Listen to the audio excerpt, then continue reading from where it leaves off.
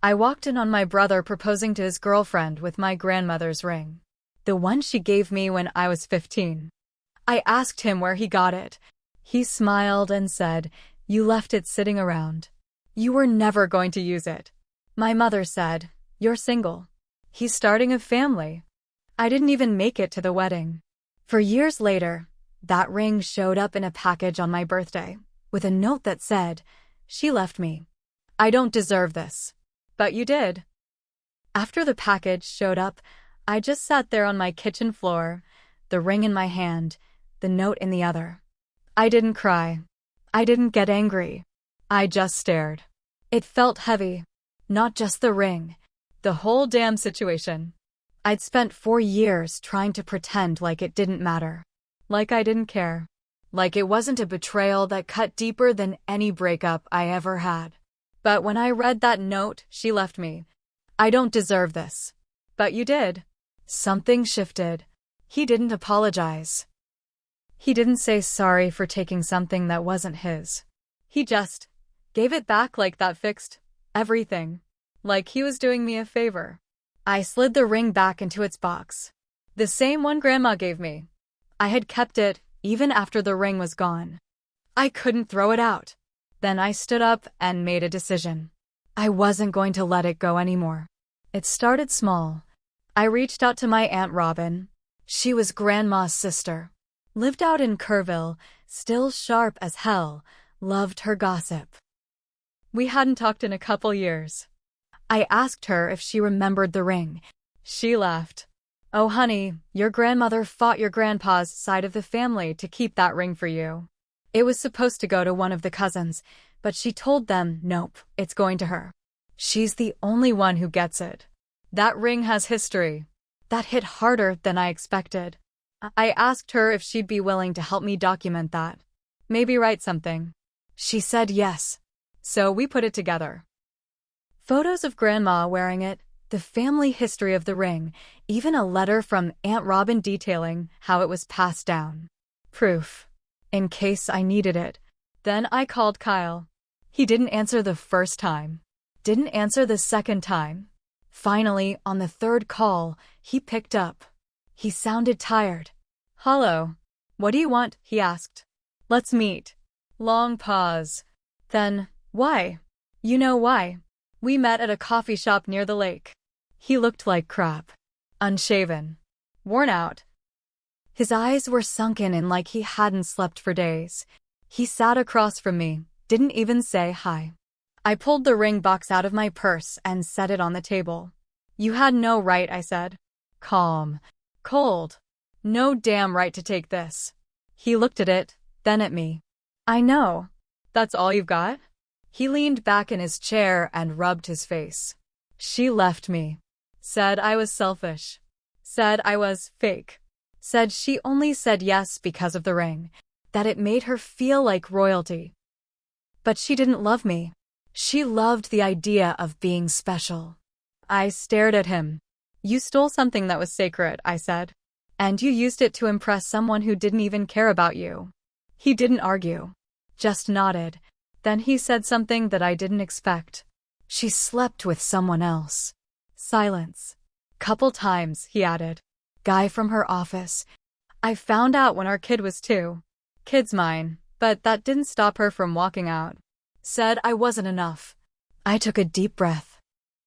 I didn't feel sorry for him. Not really. But I understood what betrayal felt like.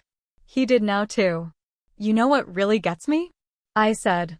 "That ring, it wasn't just jewelry. It was her. It was Grandma. It was trust. And you ripped it out of my life like it was nothing." "I know," he whispered. "I want something from you," I said. He looked up. "What?" "I want you to tell Mom the truth. I want you to tell everyone what you did. And I want you to say you're sorry. You're serious." "Dead serious." He nodded again, slowly. "Okay." But I wasn't done yet. A week later, we had dinner at Mom's house. First time all 3 of us had been in the same room since the proposal. She was nervous, I could tell. She made her special cornbread and chili, the kind she only made when she wanted to butter us up or distract from something heavy. I didn't touch my food. Kyle cleared his throat about 10 minutes in. Mom, he said, I need to say something. She looked up, her fork midair. What is it? He took a breath. I took the ring. From her room. I knew it was hers. I knew it was special. I used it anyway. Mom blinked, like she didn't understand. I used Grandma's ring to propose to Amanda, he continued. It wasn't mine to give. I thought she'd never use it, and I thought it didn't matter. He glanced at me, then back at her. It mattered. Silence. For a long time. Then Mom shook her head and said, well, what's done is done. Just like that. No anger. No lecture. No apology to me. Nothing. I felt my hands ball into fists under the table. I stood up. It's not done, I said. You stood there and told me it was fine because I was single. Like that ring only had value if a man put it on someone's finger. I didn't mean, she started. Don't, I said. Just stop. Kyle looked down. Didn't defend her. For once. I want to tell you both something, I said, pulling a folder out of my bag. I laid it on the table and opened it. This is a statement from Aunt Robin about the ring. Photos of Grandma wearing it. A timeline. Proof that she gave it to me. Not the family. Not whoever was next in line. Me. Mom looked at it like it was in another language. I'm putting this in a safe, I said. In case this ever happens again. And if either of you ever try to justify what he did, I'll make it public. Now Mom looked up, finally showing some emotion. What's that supposed to mean? It means I've had 4 years to think about what's fair, I said. And you both failed that test. I walked out. I didn't expect to feel good. I didn't. But I felt done. Or at least, I thought I did. 2 weeks later, I got a call from Amanda. I let it go to voicemail. Then I got a text. You need to know the whole story. Meet me. 1 hour. Rio coffee. I didn't owe her anything, but something about the way she phrased it made me curious. So I went. She was already there, stirring sugar into her drink like she was trying to wear a hole in the cup. I didn't come here to fight, I said, sitting down. She looked up at me. Her face was tired. Makeup smudged like she hadn't cared enough to fix it that morning. I left him because he lied, she said. I know, I said. He told me. She shook her head. No, not just about the ring. I frowned. What do you mean? She leaned in. He said the ring was his grandma's. That it was his family's heirloom. That it had been meant for him, but got passed to you by mistake. He made this big speech about how it was fate that he got it back. I stared at her. He lied to me about why he had it, she said.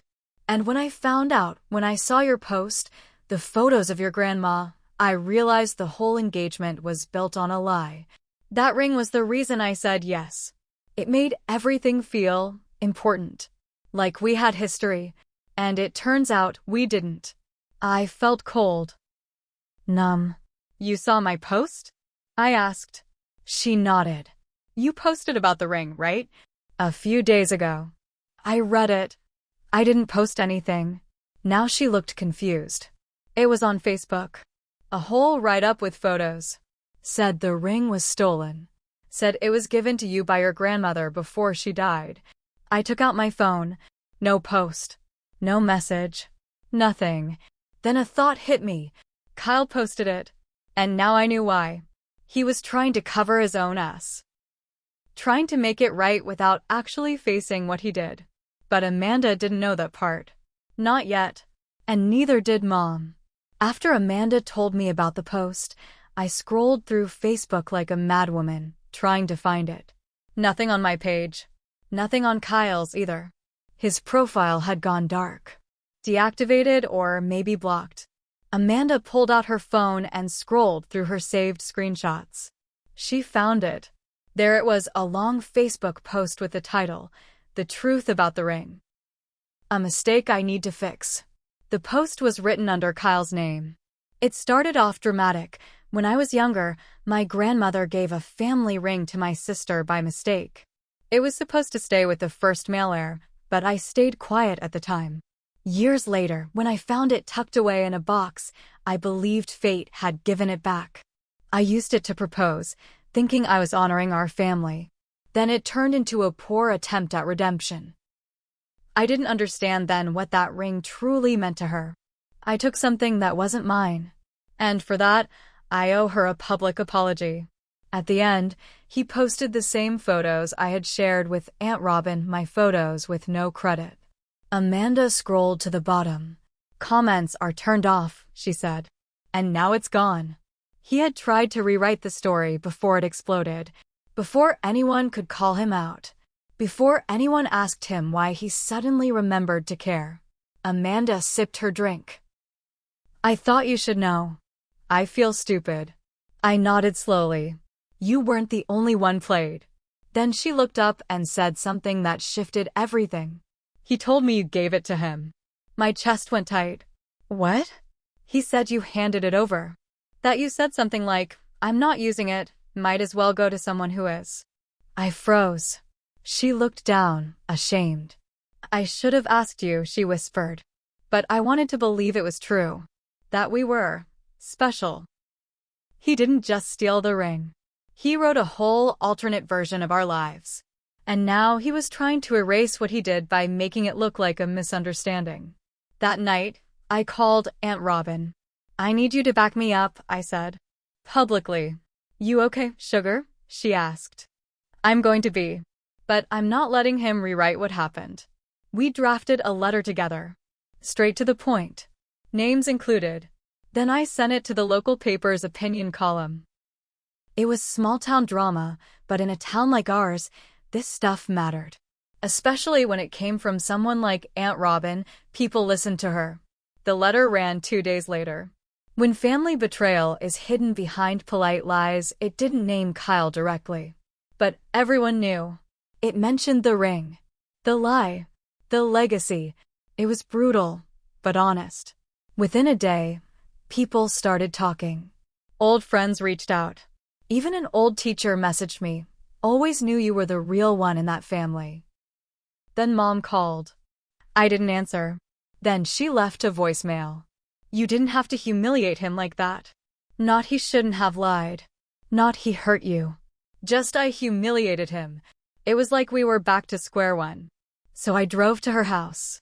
She opened the door looking like she hadn't slept. What are you doing here? I stepped inside. You want to talk about humiliation? I said. Let's talk about what it feels like to be told your pain doesn't matter because you're single. Let's talk about being robbed and then told to smile and get over it. She didn't say a word. He lied, Mom. He lied to me. He lied to Amanda. He lied to you. He stole from me and built his entire engagement on that lie.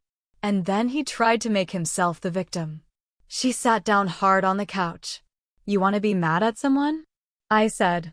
Be mad at the person who made the mess, not the one who told the truth about it. Then I walked out again. And I swore that would be the last time I gave her the chance to rewrite what happened. But I wasn't done yet. Kyle had tried to disappear, hoping the noise would die down. I had a different plan. I found Amanda again. Want to help me finish this? I asked. She nodded. Then she handed me something I never expected, her engagement journal. Amanda slid the little leather-bound journal across the table. It had a frayed edge, like she'd carried it in her purse for too long. It was light pink with gold lettering, yes to forever. I wrote everything in there, she said quietly. From the moment he proposed until a month before I left. Everything. I opened it. The first few pages were innocent enough. Descriptions of the proposal, the excitement, the party afterward. She wrote about how Kyle said the ring had finally come home and that it was meant for royalty. Then things started to darken. August 12, 2021, I asked him again where he got the ring. He said it didn't matter. Said his sister didn't even care about it. That she was probably going to sell it one day anyway. It felt weird. I couldn't sleep that night. October 4th, 2022, we fought about money. I asked if we could sell the ring, just for a short loan. He exploded. Said I didn't understand its value. Said if I touched it, he'd leave. December 10th, 2023. He said she was always jealous. That his sister always thought she was better than him. That taking the ring was a message. I asked, a message to who? He said, to everyone. That I matter too. I sat there in silence. Kyle hadn't just stolen a ring. He had turned it into a symbol for his own damn insecurity. He used it like a weapon to build a lie, to control her, to make himself feel like more than he was. It made me sick. Amanda looked at me. I didn't just leave because of the cheating. I left because he started turning into someone I didn't recognize. He was obsessed with how people saw him. He'd stare at the ring like it was some kind of shield. I closed the journal. I want people to see the truth, I said. I'll help you, she replied. That week we went public. Amanda posted photos of the journal pages. She didn't name him, but people figured it out fast. I posted a response. Short, to the point. When people take what isn't theirs and build their lives on it, eventually it falls apart. He didn't just take a ring. He stole a legacy. And I watched him burn for it. For years too late, but not too late for the truth. Kyle couldn't hide anymore. He tried to contact me. Called from a blocked number. I didn't answer. Then I got an email. Subject, I need help. He wrote 3 paragraphs begging for me to take the posts down. Said he was getting hate messages. Said people at work were questioning his character. Said Amanda had destroyed him. I replied with 1 sentence. I gave you 4 years to do the right thing. That was it. A month later, Amanda and I got drinks. She smiled when I slid the ring box across the table. You're giving it to me? She asked. No, I said. But I wanted you to see it again. For what it really is. Not a lie. Not a trick. Just a reminder. She nodded. It should stay with you. And it did. I had it resized. Wore it on a chain for a while. And eventually, I wore it on my finger. Not because I was engaged. Not because I needed a man. But because it belonged to me. And no one was going to take it again. I haven't spoken to Kyle since. Last I heard, he moved to San Antonio. Got demoted at work. Still trying to patch things up with our mother, who thinks I overreacted. Let her think that. Let them both spin in their own silence. Because I'm not staying quiet anymore. They thought being just single made me small. Turns out it made me free. And freedom, once you taste it, is something you never let anyone steal again.